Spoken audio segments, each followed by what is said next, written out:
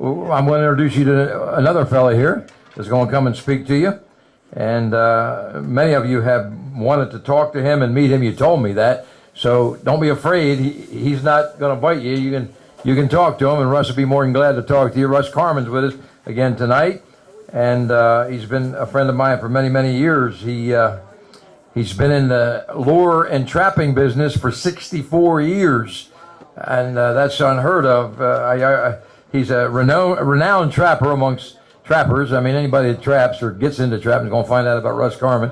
He's very humble. He wouldn't tell you that, and he thinks he's telling me he's going to fade out. But Russ Carman's going to be a legend for a long time. He's going down in history for all that he's done over the years, and he's written many, many books and so forth. And you'll probably get to. Did you bring any of them books? You brought the novel. Okay. Not many people left in this world who make their total living on trapping, but Russ has done that for many years. Years ago, he worked at Bendix when he was a kid. But Arden's going to pipe in and say something. I don't know. But anyway, Russ Carman is my brother in the Lord, has been my dear friend for many, many years. We worked together trapping for the Pennsylvania Game Commission BMBP program for 6 seasons out of a 7-year period. Ricky, I was wrong. I said 10 years. It was 6 seasons out of a 7. I told Ricky 10 years. I thought it was about 10 years. When you're with Carman, it seems like a long time. You know what I mean? I'm only kidding. But we worked 6 seasons out of a 7-year period between 1998 and 2004. And there are pictures on the table back by the slideshow where you can see the BMP program that we were engaged in at the time.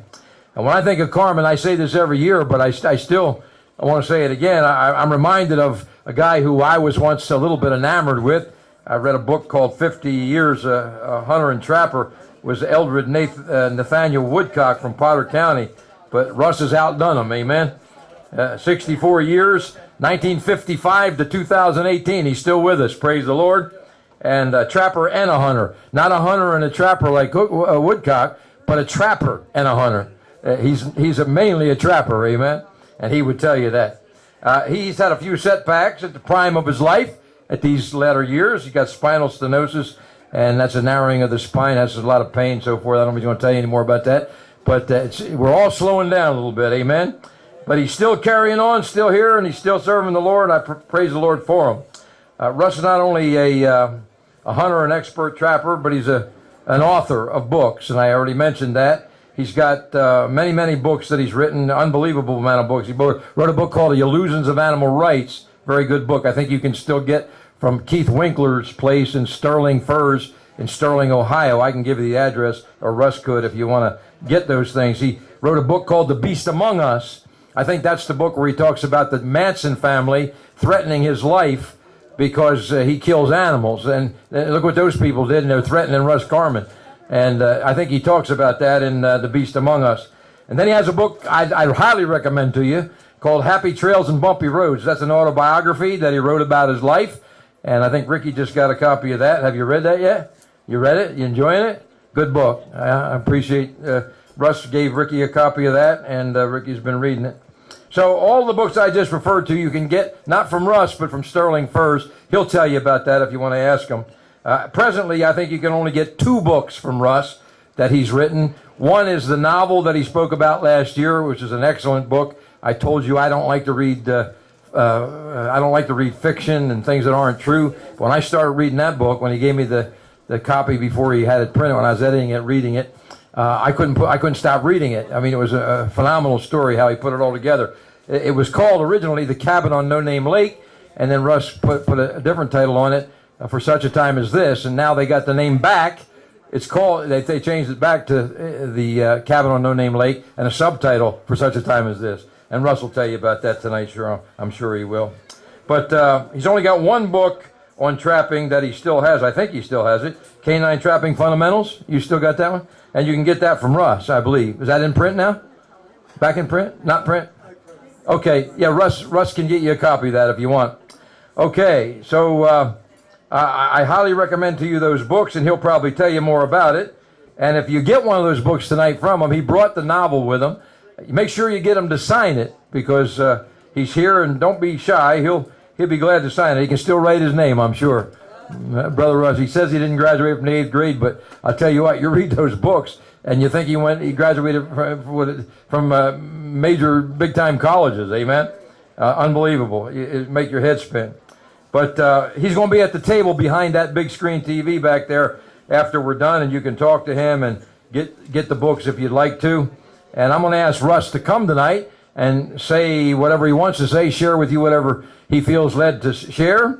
And some of you want to meet him and talk to him, just come up to him and talk to him. He's just a good old boy, and he'll be glad to talk to you and share anything that he can to help you along the way. Some of you just starting trapping, I think, and you wanted to talk to him. Be sure to do that, and Russ will be glad to help you. Russ, I'm going to ask you to come and just talk to the folks a little bit about whatever the Lord has given you to share tonight.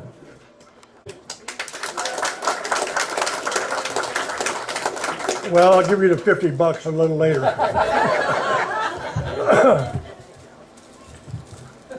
Okay, I don't have a lot of time here, and wow. Yeah, go ahead. And We got to hear you. he brought back some real memories because my family, my dad's family, were hound men, big time. They always had hounds. And 50 years ago, my dad, my uncle, my cousin, and me hunted fox. We had 2 dogs. We had a red bone and a black and tan. The red bone was would hunt fox during the day and coon at night, and she was true as can be. And boy, I loved hunting fox. Boy, it was something else. But I want to just mention that. And as far as Arden Hollister there, as old as I am, when I was how old, maybe 12, 13, he bought hides from me. And you know what? I think he didn't cheat me neither. So I was pretty happy with that, you know. But it was, I had something figured out would take a lot longer than I got now, so I didn't really know what to talk about tonight.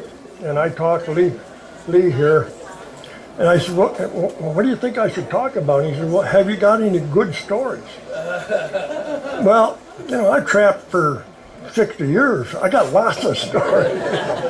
I mean, it's almost a travesty that he asked me only 15 minutes. I could be here all day telling stories. But I want to tell a couple of stories. And it's just, you know, just a couple of stories. One of them was, I was trapping in Alabama back years ago. And when I came home, my wife was all upset. And come find out, the FBI had called her and told me that her and I were on a death list. And that I ought to arm myself with nothing smaller than a .38. And they couldn't figure out why. What it was is Lynette Frome, and I can't remember the other one. They tried to shoot President Ford, and the guard put his hand between the trigger and it didn't go off. And they went back to their room and they found this death list, and me and my wife's name's on it. Now, I'm a hillbilly boy back in the woods. Nobody really knew me at all to speak of. The only thing that they could have ever decided to do it for was because I was a trapper. And after that, I got a whole bunch of death threats. Went on for 2 or 3 years. And at first, what I would do is I just hang up. And then I talked to somebody and they said, oh, it was Pastor, I believe. He said, well, you ought to listen to that and talk to them, find out where they're coming from and so on and so forth. So I did, and he picked it up so I could record it. And when that happened, a lot of the death threats went down quite a bit. And I remember my wife, or my daughter took a couple of them. One guy says, I can't wait until I see your dad's head in a pickle jar. And she laughed at him. She said, how do you ever find a pickle jar that big? And then another one called up. He says, I can't wait to meet your dad. He says, I would like to walk right up there, and I don't remember whether it was spitting in his face or slapping him in the face. And she says, have you ever seen my dad? She said, when you walk up to him, and you look up at him, and you ain't going to do none of that stuff. And I realized at that point, I'm the alpha dog. They're the puppies. Why do I worry about them? You know. Pastor come up one night, he was visiting me. And I had a phone call. And I went in and it was, he said, Mr. Carman, I am from the Gay and Lesbian Task Force. Now I want to tell you right now, make it very clear, it was not for membership dues. Remember that. It wasn't for everything. So anyways, he told me that he had heard that I had firebombed a gay and lesbian bar in Philadelphia 10 years before. And I said, no, it wasn't me. I don't go to Philadelphia. You know? That's not my place, you know. And it was at the time when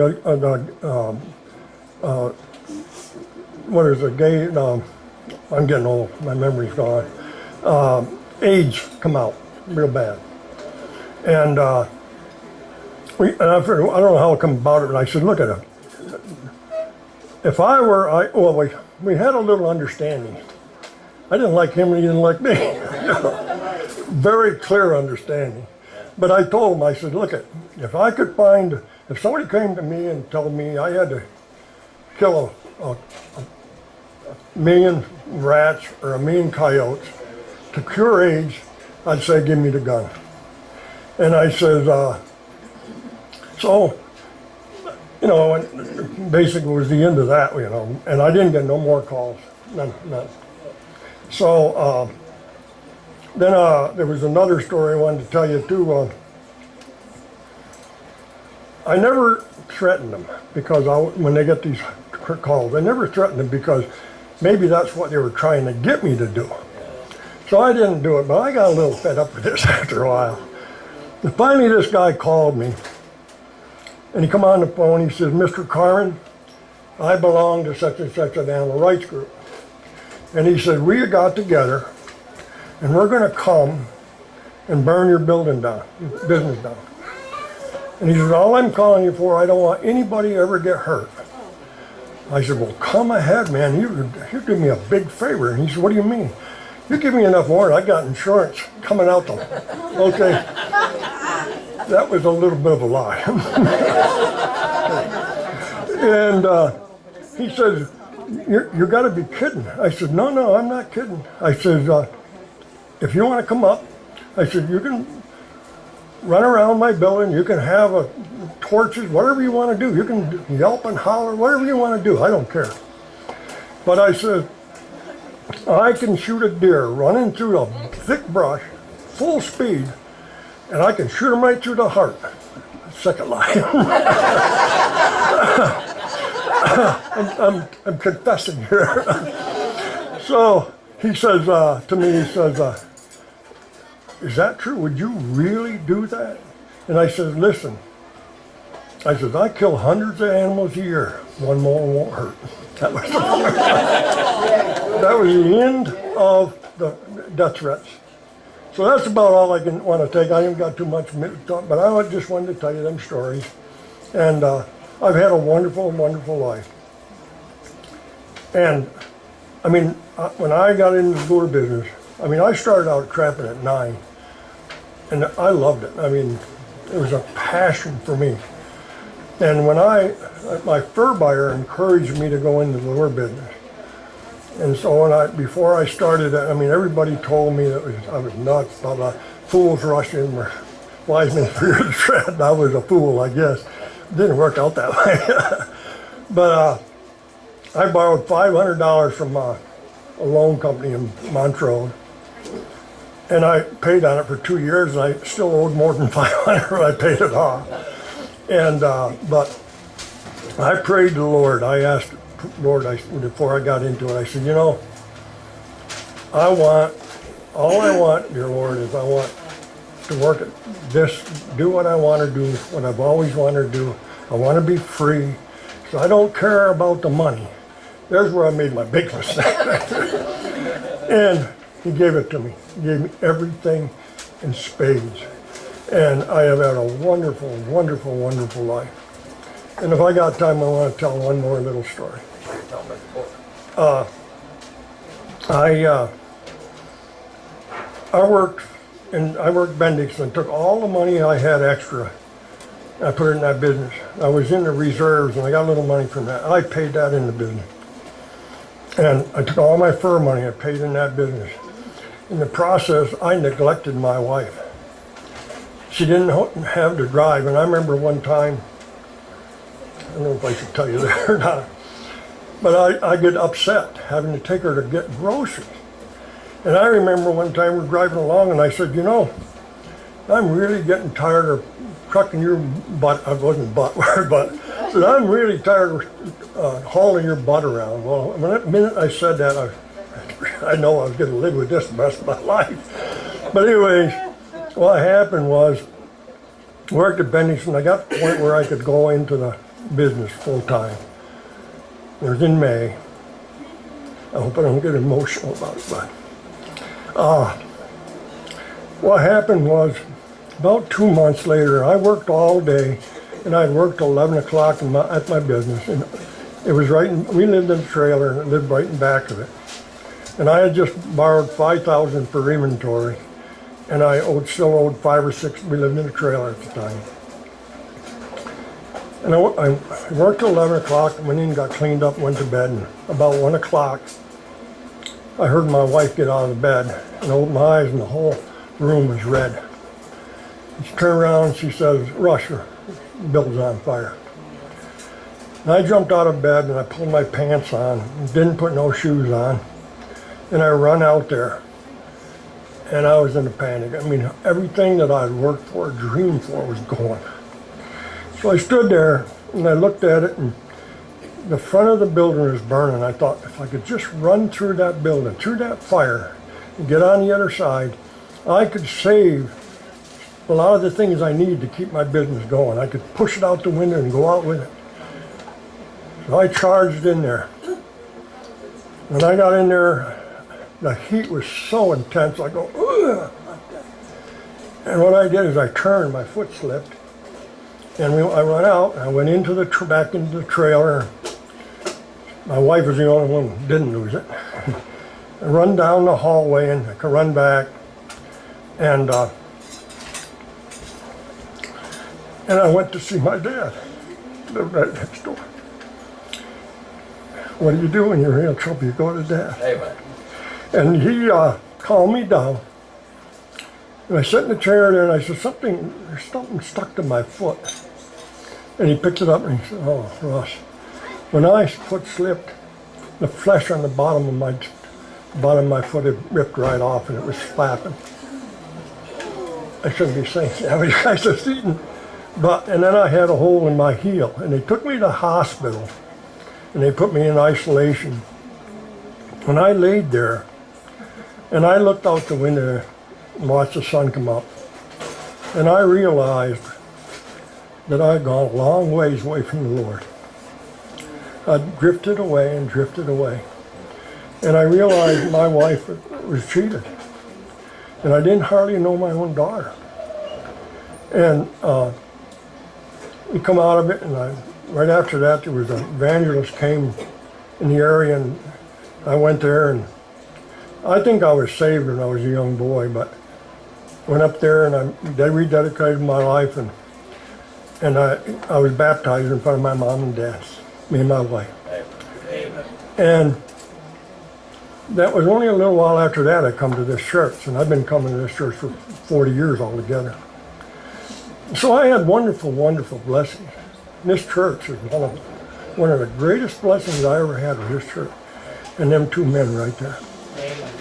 And what happened to me is I went through a tremendous trial at that point. And what I did over and over, I drift away from the Lord, and He'd bring me back. And I'd drift away, and He'd bring me back. Remember one day in church, him and I went in the back room there. I realized I had, from his pastor, her sermon, he realized that I had drifted a long ways away. And I realized it took a long time after that. I tell people, the trials come before the blessing. Well, I found out a little later, I realized years later, the trials often are the blessing. That's what that trial was, my blessing. And so many times that people think it's so bad, and it was. I mean, what it does is it drives you down, but what it does is open your eyes. And it was so wonderful blessing that I had that night because I got back to my.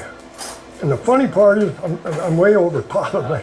And one of the things that was an absolute miracle. Everything I had was gone. It was ashes. And I owed $5,000 for the inventory. That was gone. I had traps hanging in the shed. They got temper taken out of it. I owed on the trailer. I had no job. I had no money. I had nothing. And the fur buyer offered to lend me some money, and I borrowed $1,500 off him. I built another shed. But I'll tell you something, and I'll tell you right now, God is a God of miracles.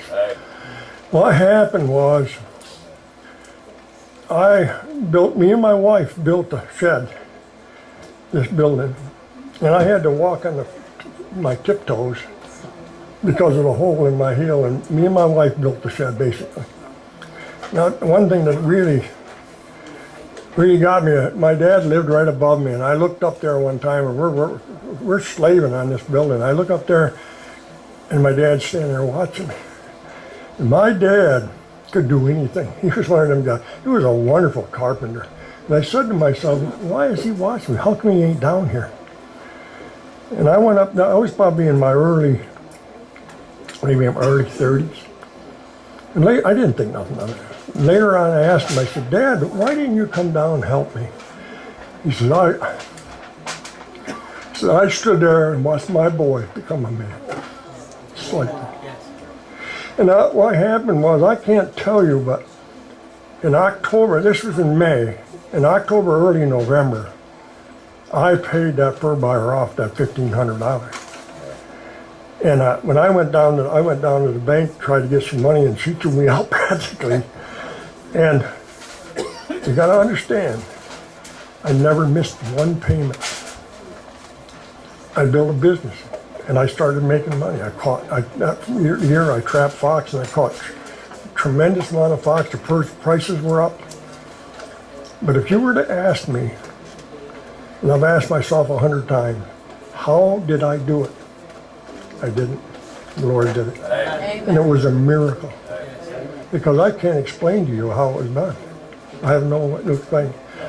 So I just want to say that, you know, the greatest blessing, one of the greatest blessings is this church. And if you men are not going to church, and if you're floating away and you're going away like I did over and over, I don't know why it was me that I did that, but if you're drifting and drifting away, it's time to come back, because look at what our world is today. Now, our ancestors, these real men, were at the churches. I told Peter, you watch these Western movies, they show you movies where they're all going to the saloon, like the center of the town. No, it was not that way. The derelicts were there. The real men were in church. Okay, and I'll guarantee you that. And they built this nation, and part of the problem, and a big part of this problem, is when men started leaving the church. Right. So I encourage you, if you're really worried about what this country is happening in this world, the place to go and to help and change it is go to church. Thank you.